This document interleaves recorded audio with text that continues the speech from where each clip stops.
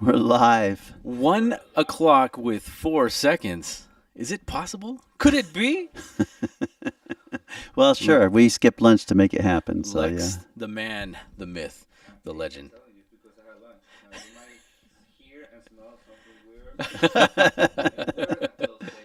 Oh It yeah, is a that's not closed good. space. Yeah. Yeah. Miguel, welcome back, my friend. Hey, how you doing?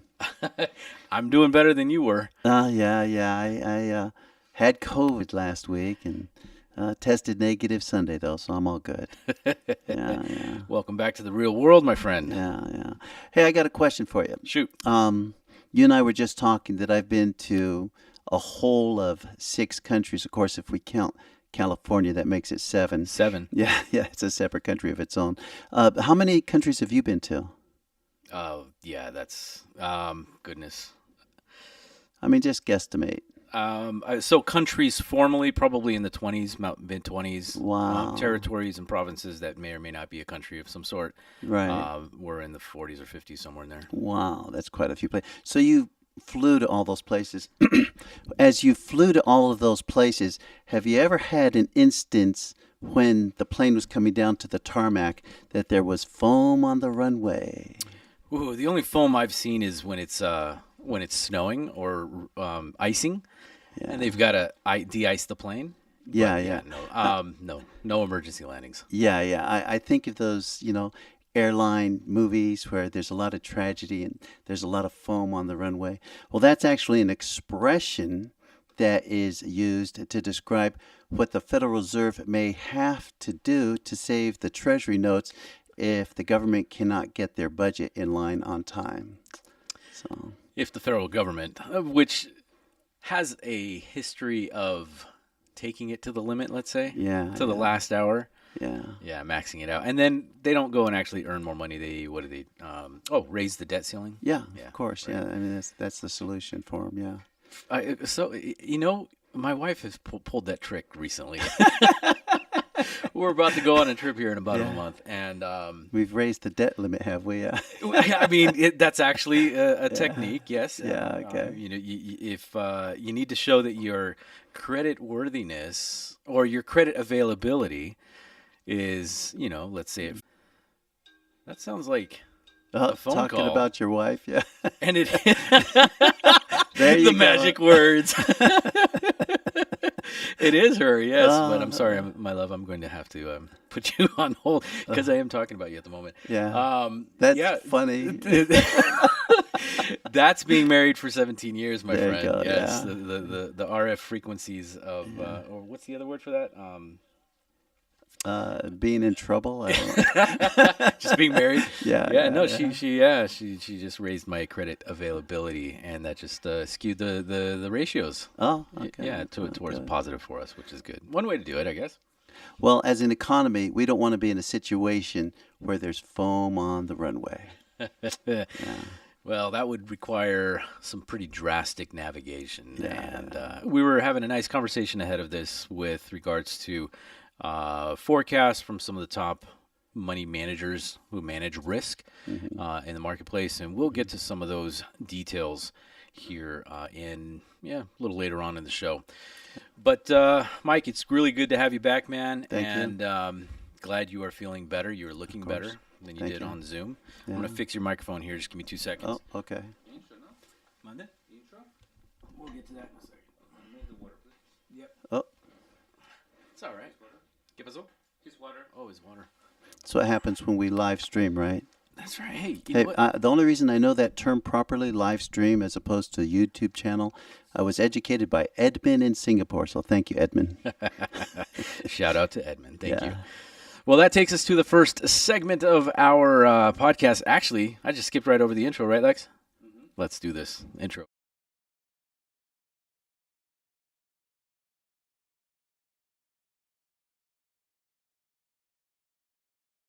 No, I'm sorry. You're left. Sorry. Direct a blind guy to his water. Yeah. Welcome to Move It with the Five Diamond Group. My name is Jared Uraine with the Five Diamond Group here at Vice Realty, and this is the Move It podcast. We are now in episode 7, Wow. and we are on a live stream. Mike, we have you back off of Zoom. We're testing out the waters of remote access because, well, we're probably going to do that in a few episodes.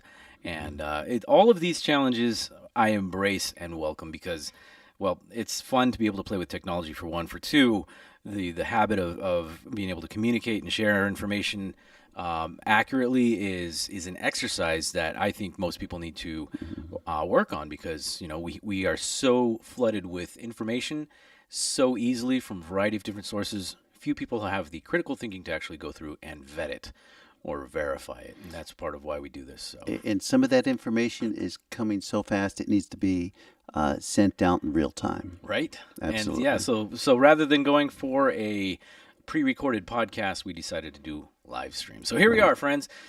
5 minutes past the hour. We're going to jump straight into our neighborhood gems. Take it away, Lex.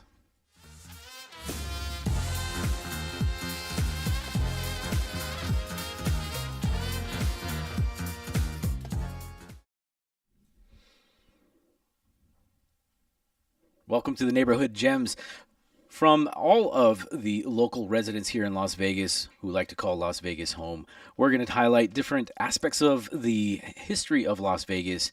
And in today's episode 7, we are discussing high-rise and, of course, the downtown community. When it comes to Las Vegas and its growth, a lot of the growth was pretty standard up until, let's say, mid-90s, right, Mike? Yeah, pretty much. But what were the years that you remember the growth of the city really exploding? I would have to say from 19, I'm just guesstimating, I'll say about from 1993 to 2001. Sure, yeah. In fact, from late 90s to about 2002, 2003, it really started growing out with Summerlin, just really, setting out that footprint out there in the west side. But one of the other contributing factors to Las Vegas growth was the concept of high-rise living. You heard of the term Manhattanization? Yeah, that was something that was coined in 1999 with all of the high-rise developments that were being pushed out here in Las Vegas.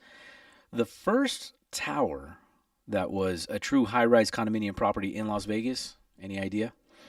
Isn't that somewhere near Las Vegas Country Club? Nailed it, buddy. Yeah. Regency Towers. Right. Yeah, it's in the valley. And so that was actually 226 units, and that just failed spectacularly in 1974. Oh. But in the late 90s, man, there was no shortage of condos that were being built. And when it came from all of the developments that were being done on the Strip, right? You had everything going from Bellagio to the Mirage and Treasure Island, all of the new big casinos. Right. Also included some version of a condominium high-rise community. And so with that in the late 90s, early 2000s, there was as many as 84 planned condos by the mid-2000s, man. But today we had, let's go back to the first kind of real successful one, 2001, Turnberry Place and Park Towers. One that I find really attractive, and I think it's just a hidden gem, is the Metropolis, just off of Desert Inn and kind of near Paradise. Right.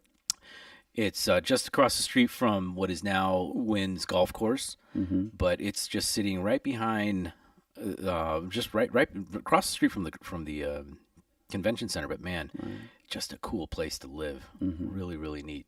Art Deco design and everything else. I like the access. It's right near the DI over. Yeah. Yep. Yeah. In fact, Channel 8 is right around the corner from there. Wow. And if you were a anchor on that show, you could walk to the studio. Right.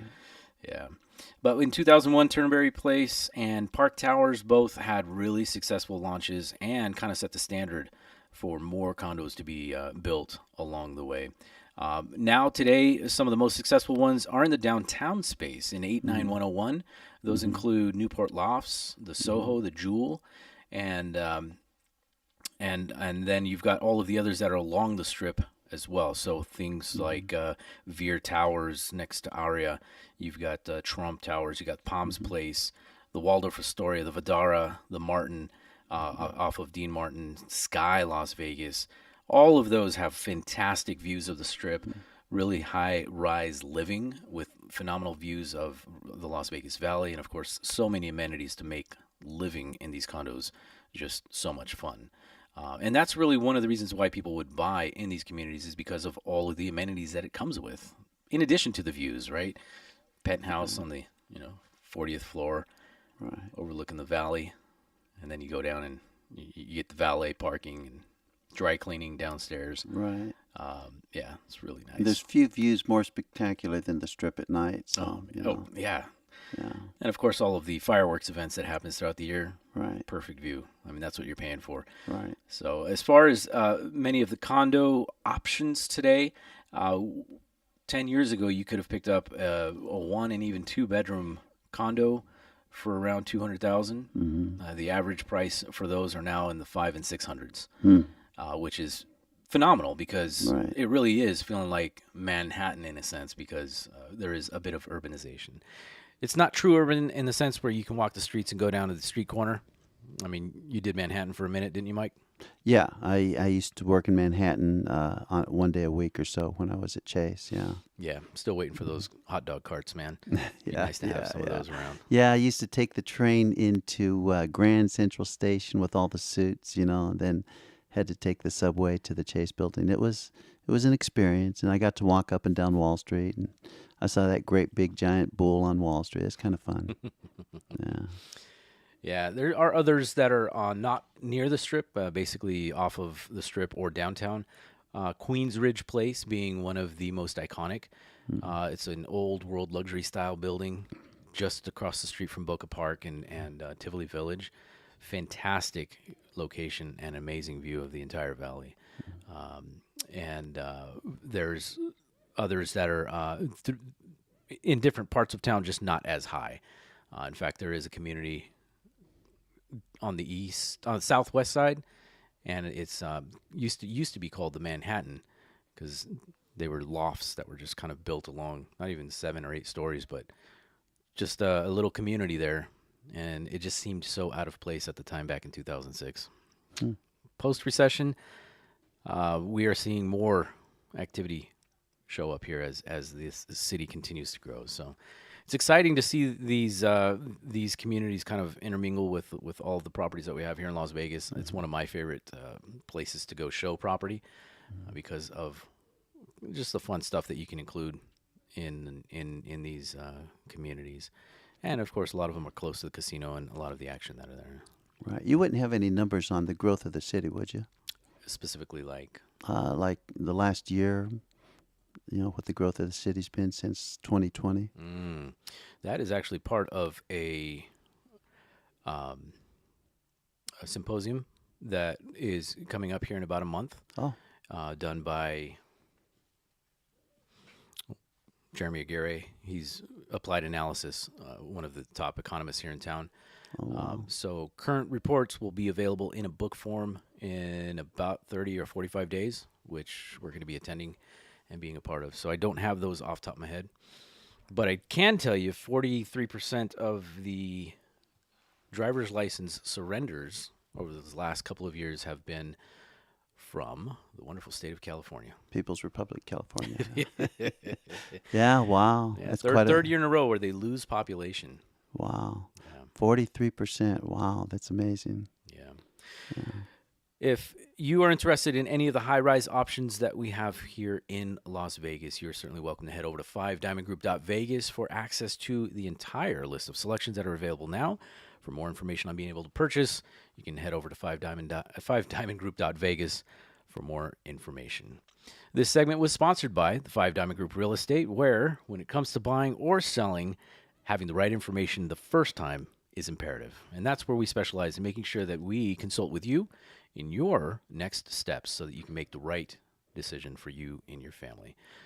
You can connect with us either directly on DM on any of the social outlets or on the website.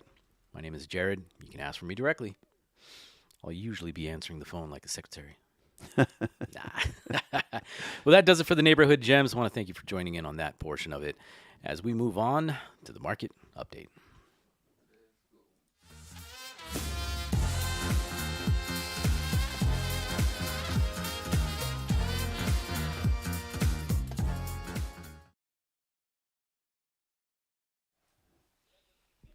Mike needs more punch. Yeah. I don't want to punch a blind guy. I'm sorry. Yeah. But let me see if I can adjust something on the microphone here. Say something, Mike. Well, the PMIs around the globe have declined slightly, but unfortunately, Go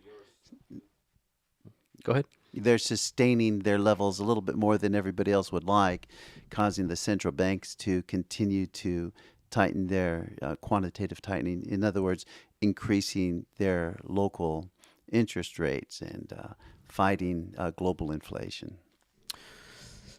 We will get to that. Hold your horses there, Mike. No, just kidding. Yeah. As far as our national real estate market today, I had to double check this, but according to the website at realtor.com, not a source I like to use, but they definitely have some good economists over there. $425,000 is the median price point for a home in the United States, which is also, ironically, the same median price point for a home here in Las Vegas. Really? Wow. It's fascinating. But as far as the rise or the inventory, we have seen an increase in inventory for the third month in a row at 0.8% nationally speaking. Now, when it comes to buying homes here in throughout the country, it appears that Las Vegas made fourth spot out of the entire nation as far as people migrating and navigating. Wow. To a place to move. Ogden, Utah being the first number one spot. You're kidding. Yeah. Wow. And ironically, Boise City, Idaho is still in front of us. That I knew. Yeah. Yeah. Boise's pretty hot. Yeah. Yeah. Don't want to mention anything about Florida, but I guess I have to because they're number two. Yeah. Appropriately placed, I guess. Yeah. And Ogden, Utah's number 3? Ogden is number 1. Boise Wow. is 3. Oh. Oh, and Florida's 2, and Las Vegas is 4. Wow. Yes. So they knocked Texas out of the mix. Okay. They just moved them down. Yeah, Houston. Yeah. Yeah. But as far as inventory and options go, many of the homes that are available today, it's actually reflecting a shortage from what we had in December here locally. We had at least 4 months of inventory, and today it's now at 1.8, which is putting us back in position for multiple offers, which we are seeing at lower price points.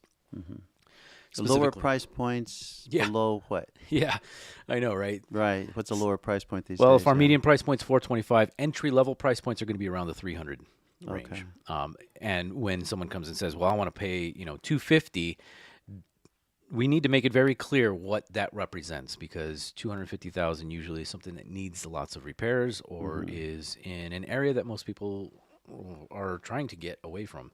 Right. So it just depends on what someone's situation is, but 300 to 350 is still a difficult price point to navigate. In fact, just this week we had 2 of our clients put in offers. They've been competing all weekend, and we're back to reducing terms in order to make it more attractive for the seller, trying to maximize their net in the purchase of it. So part of the consultation, especially when you're buying, is understanding what your limits are and how what you're willing to do as far as purchasing a home. And then as long as we're prepared for that, we're able to move forward and say, hey, just pull the offer and we'll move on to the next one type deal. Right. So, yeah, man. As far as our local economy, we are certainly seeing more strength in kind of the local actions. I mean, our unemployment rate hasn't moved much here locally and nationally. Kind of needed to go up, but it's not happening, is it? No, doesn't look like it's going to happen because of what's happening globally. So, yeah, employment's still tight everywhere. Yeah, in fact, we were talking about Jamie Dimon's letter here. Some of the things that he says is here and now as being positive. I mean, we still have a very good economy. We have strong consumers, a healthy jobs market, higher wages, great credit, home values being up over 10 years. The supply chain issues have kind of resolved themselves for the most part. And a term that I really, really appreciate him putting in there is normalized interest rates. Yeah, yeah. Well, you know what? He's right though, because we're looking at interest rates that are well, Freddie Mac came in, and this is the core interest rate. This is not your APR, so it doesn't include closing costs. But Freddie Mac came in Friday at 6.39, up from 6.27 the Friday before. But when you look at that number, 6.39, that's the average across the board for Freddie Mac. That's the kind of interest rates we were getting during the booms of the 60s. So, Right. so that is a normalized rate, really. So Jamie's right. Historically. Yeah. But an interesting news item that came out from Freddie Mac, Mm-hmm. with adjustments in some of the better buyers in terms of better qualified and credit Mm-hmm. rating, are going to actually be paying more, in essence, for any home mortgages. Sort of. Yeah, they're going to be paying more compared to what those higher FICO score clients have been paying previously, borrowers. They're going to go from 0.25 closing costs up to 0.75. So they're going to go up 50 basis points. And the lower FICO score borrowers, they're going to be paying less, but they're going to be paying from about 2.75 in closing costs down to a point and a half. And that was a move made by FHA, trying to give everybody an opportunity to buy a house, because right now a lot of people are being priced out of the market. And some of it has to do with limitations in credit and credit worthiness, and offering that option to them in this challenging market, right? I do have a concern about that. Mm-hmm. If Freddie Mac and Fannie Mae are going to cause those clients with the higher FICO scores to pay 50 basis points higher in their closing costs, that gives the largest of banks, who can not necessarily go directly by Fannie and Freddie when it comes to their underwriting guidelines, to cherry pick those better borrowers and pull them out of the regional bank's pool. In other words, Bank of America, they can start cherry picking those clients with credit scores of 750 and above, and tell them, you can get the closing costs you've always gotten with us. And that sort of hampers the regional banks, who are very dependent on reselling in the secondary mortgage market, and they have to follow those Fannie and Freddie guidelines. And so I understand why FHA's doing it. They're trying to bring a little, kind of level the playing field both for sellers and buyers. I get it, but they could be contributing to the problem as far as the banking stress, the banking crisis, whatever you want to call it, because they're creating an environment where the larger banks will have a greater opportunity to cherry pick the better borrowers. Mm-hmm. Yeah, taking those better borrowers out of the pools of the regional and smaller banks. Yeah. Yeah. And that's part of the risk management that comes with some of these changes, and as well as the current environment that we're dealing with right now, like the potential storm clouds ahead, right? Yeah. The whole reason why the Fed stepped in to stop these banks was to pull back from a potential risk of run on smaller mid-cap banks, right? Yeah. Which actually takes us to our next subject. Yeah. Well, actually, it should be subject number 2, but we'll start there, I guess. Which way you want to go? First Republic Bank, right? Oh, yeah. Well, what's this called? Pick Your Adventure? yeah, choose your own adventure. Choose Your Own Adventure. I Yeah. used to love those books, man. Yeah, yeah. So, First Republic Bank, what are they trading at right now? Are you able to check that? I can put that up. Last time I checked, it was $11.40. Keep in mind, March 1st, before the banking crisis started, they were $122. When was that? March 1st of 2023, they were at $122.50. What are they trading at right now? Yeah, it's coming up. Yeah, they were downgraded recently to a junk bond. Uh, I think that was last month. And then within the last 24 hours, analysts cut their rating from a hold to a sell. They're in a little bit of trouble. And it's because their Q1 earnings report came out today showing that $70 billion worth of assets fled the bank in Q1, 100 billion so far this year, which was way beyond the market's expectation. And so driving in, you gave me a stock quote that they were trading at about a couple hours ago. $11.40. Yeah, what's it at now? 8.10 with a $8.10. low of 7.9. Ooh, what are they down for the day? 49%. Here's the thing with, wow, okay, yeah, I wasn't even going to talk about the banking crisis today. I had a whole other global macroeconomic thing lined up and the debt ceiling and all of that. Here's the thing with First Republic Bank.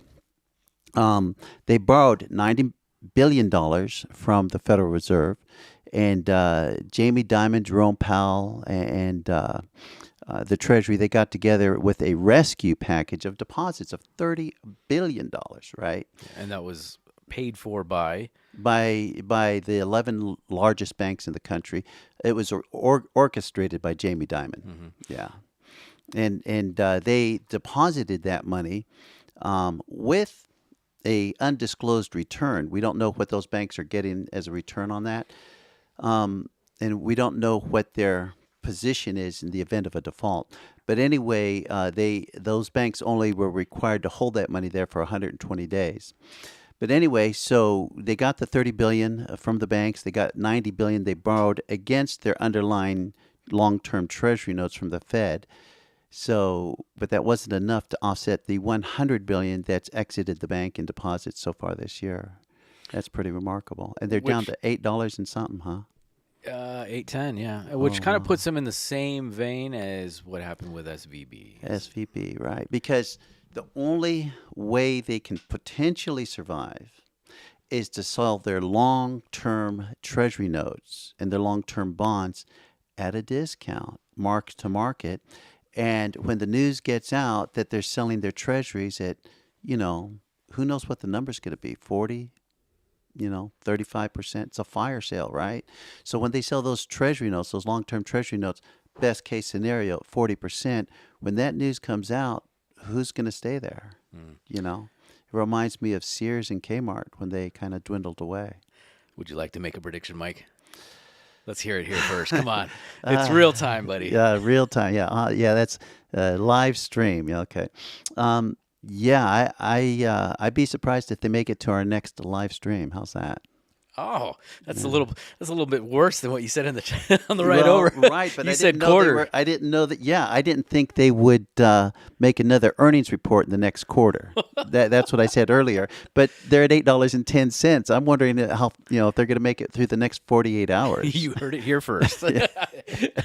Yeah. That's the read of the market at the moment. Yeah, I wasn't even going to talk about the banking crisis, Taz. I was going to try to mix it up. We've been stuck on that topic Right. for a while, Well, but yeah. I mean, it's because it's been brewing, and it's kind of like been, that tiger that's been. You're trying to hold the tiger down, but unfortunately, It's just a these old- sticky widget. It's I think of a sticky widget as a problem where the more you work it, the worse it gets. stripping the thread. Yeah, Yes. yeah, it's just not working out. And so with all of that in mind, it is important to keep in mind that First Republic Bank was very similar to Silicon Valley Bank. Interestingly enough, both based near and around San Francisco. And First Republic, like Silicon Valley, had a very tight segment of the market. They were not diversified as far as their clientele goes. They catered to the wealthy. And many of those deposits, again, just like SVP, were uninsured over the FDIC limit of 250,000. And so because of that specific business model, and because of the business model, just like SVP, grow at any cost, they're in the same boat, So if they are to survive, which would take, remarkable accounting from all parties involved, the federal government, First Republic, and who knows who else would come to their aid. They would have to entirely change their business model. They would be a much smaller, much slower growing entity. And there are a few other banks that are four others that have been put on a watch list. One is Charles Schwab, and then we're back to Zion, Yeah, which we mentioned to we mentioned Zion that. about Yeah. a month. As a matter of fact, we mentioned Zion and First Republic a month ago on Yeah. this live stream. Am I right? Yes, we did. Yeah. Yep. And so that takes us back. In fact, we were talking about the mid-cap banks at that time, and why it's while it seems kind of scary that we hear about these banks, it's actually isolated to the mid-sized banks itself, because Right. those too big to fail banks Are too big to fail. are too big to fail. Yeah, they're not going anywhere. Plus, they're extremely diversified in their income flows. They got money coming from all different sources. They'll Yeah. make money as the market changes. Well, They exactly. create their own markets, which Yeah, like Goldman Sachs did extremely well in their Q1 earnings, and as we mentioned our last stream, J.P. Morgan had 50 billion in new deposits in their Q1 earnings, and in the last 9 years, there's only been four companies, not banks, four companies in the United States that made $15 billion a year or more, and two of them were banks. And if you're guessing, one was J.P. Morgan and the other was B of A, you're probably guessing right. So if you take the bank crisis that's here, this potential handover from First Republic, it's kind of takes us back to the beginning of March and all of the conversations that were happening at that time, walking into that whole SVB crisis.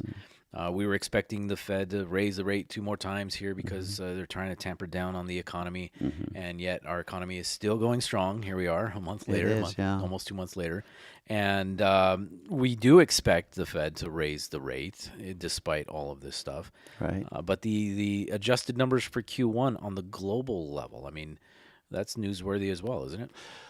Yeah, and that's another reason why the Fed's going to increase the rate. Q1, the first quarter for the global market, growth as a planet, the growth gross domestic product came in at 4%. China came in at 11.99, but that was largely due to their reopening. So they're Right. not going to sustain that. Right. However, the United States and the EU collectively came in at 1.3, so, or I'm sorry, 2.7. But yeah, some of those developed markets just barely grew a little bit.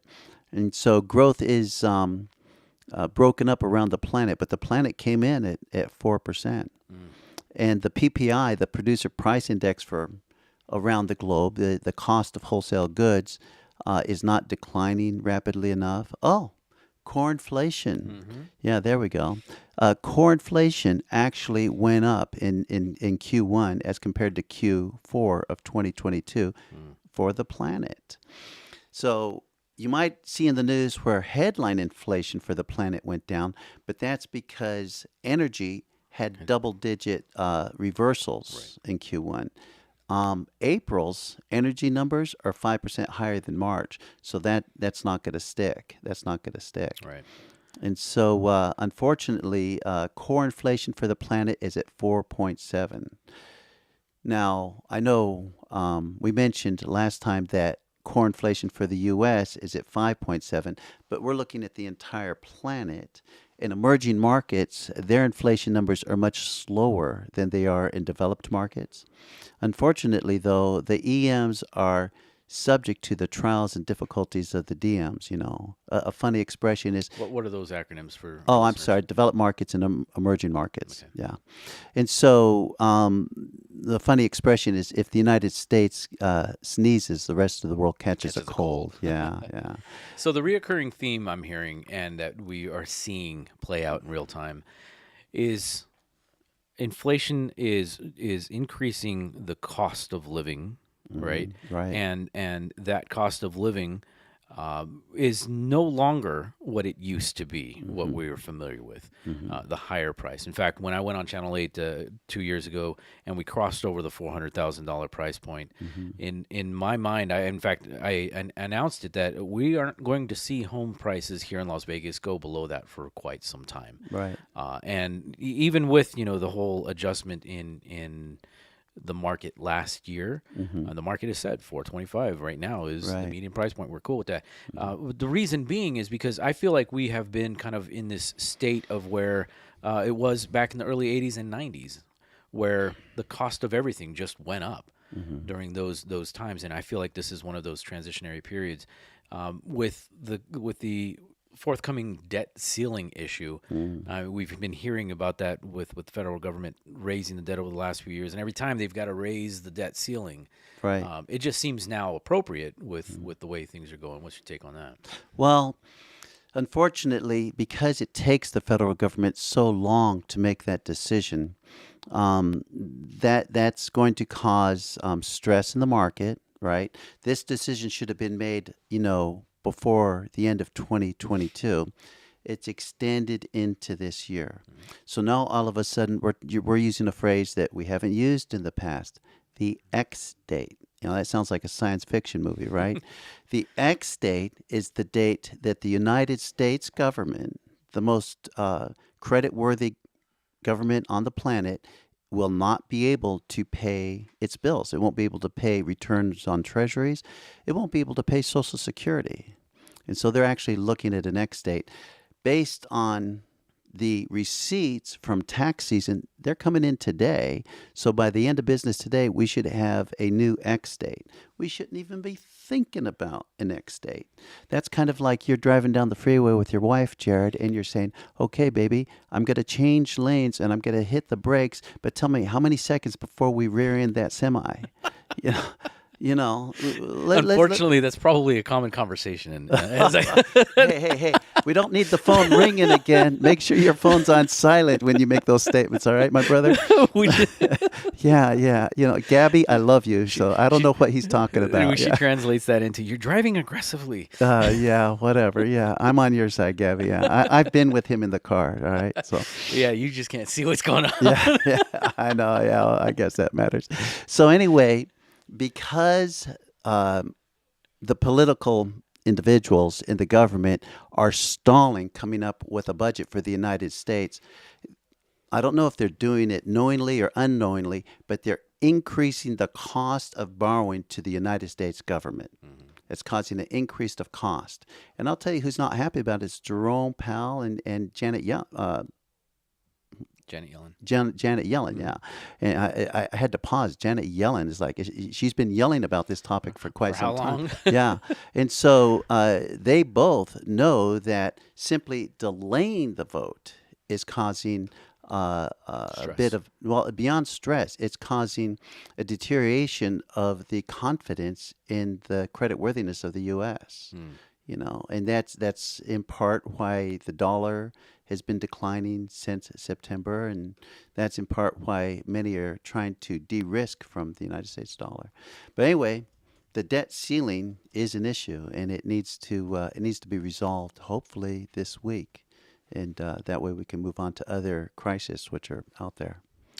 Lots of fires to put out. Yeah, and that the deflation and the value of the dollar is it's being translated with other countries like the BRIC nations to try and stop using the dollar in their transactions between other countries, right? They're trying. There's a handful of countries. You got China and India and I don't know, Iran, North Korea. It seems like there's a few. I think there's about 6, maybe 7. Okay, 7 as compared to the other 193 countries that all use the dollar, right? And just to kind of put it in context, all trade around the globe, 50% of all trade around the globe is handled through the U.S. dollar, whether or not the United States is involved in the transaction. One of the two parties doesn't have to be the U.S. for the dollar to be used. For instance, if Colombia has goods and services they wish to sell to Belgium, they might use the US dollar. And the reason why is because the US dollar is extremely popular and people are still extremely comfortable with its creditworthiness as opposed to the Chinese. I always say it wrong. Is it yang? Yawn. Yan? Like a yawn. Yawning. Oh, well, there's a good name. Yeah. So as opposed to the Chinese yuan, right? And so which is worth about 13 or 14 cents against the dollar and struggling. And so 50% of all trade around the planet is accomplished through the U.S. dollar. So the dollar's not going anywhere. It's going to soften a little bit. The reasons it's softening is because the other central banks are starting to catch up with their interest rate hikes. That's the reason it's softening primarily. It has nothing to do with the confidence or trust in the U.S. dollar. Oh, I got a phrase for you. Okay. CVS, what do you think of? Pharmacy, I guess. Right, right. You get outside of this zip code, meaning the United States, CVS is currency valuation sentiment. Yes, yes. Yeah, yeah. And the currency valuation sentiment for the dollar is pretty strong. Yeah, yeah. And that's why it's, while China is trying to decouple from the United States dollar, it's going to be a long, long time before something really hits from that. Right. And I don't know if they're trying to decouple or de-risk. I don't know it's possible that they can decouple because so many other countries use it. They're simply trying to spread their risk about. Right. And it's fascinating how many countries, as well as crypto, is all trying to dethrone that from Exactly. from that. Yeah. And that potentially could happen. The dollar no longer being the dominant currency around the planet within, 3 or more decades. Sure. Yeah, sure. it's not going to happen. If it happens in my lifetime, I'll be 90 something, right? So, yeah. All right. Well, Mike, it's always a pleasure having you around. I appreciate you and your insights, especially on the economy, because we know that that's probably the leading conversation when it comes to changes in our industry. Before you can you tell me what First Republic's trading at? Oh, what the current report is? Yeah, it was $8.10 a minute ago. Before we go, a refresh on First Republic still puts us at 810. Holding steady. Yeah. Oh, did the market close? Not yet. Go out 20 minutes. Okay. Yeah. Well, that does it for this portion of this episode. Of course, this was sponsored by the 5 Diamond Group Real Estate. And when it comes to selling in today's market, we are certainly seeing changes happen on a daily basis. Your personal consultation is available by one phone call or one click away. Head on over to 5diamondgroup.vegas for more information on how to reach us directly or schedule your appointment directly there. Lex, let's take it on to Lessons from the Field.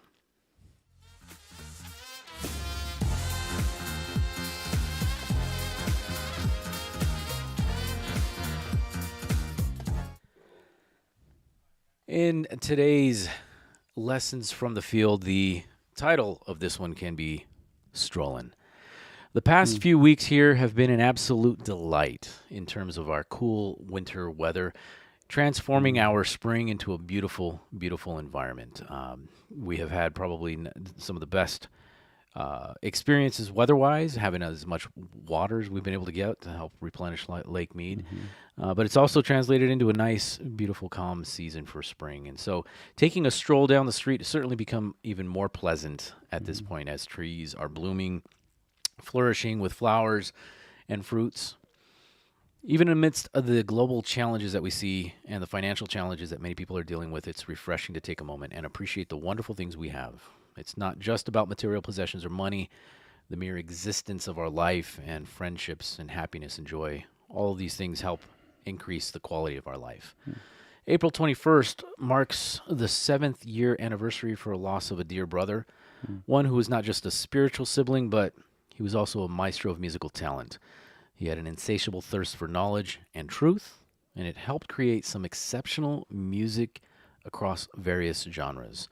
As a musician, for me, it's really rare to come across someone whose music can traverse such variety of different sounds, like smooth jazz, hard funk, rock, punk rock, romance, R&B, and even pop, and yet still make it enjoyable to listen from start to finish.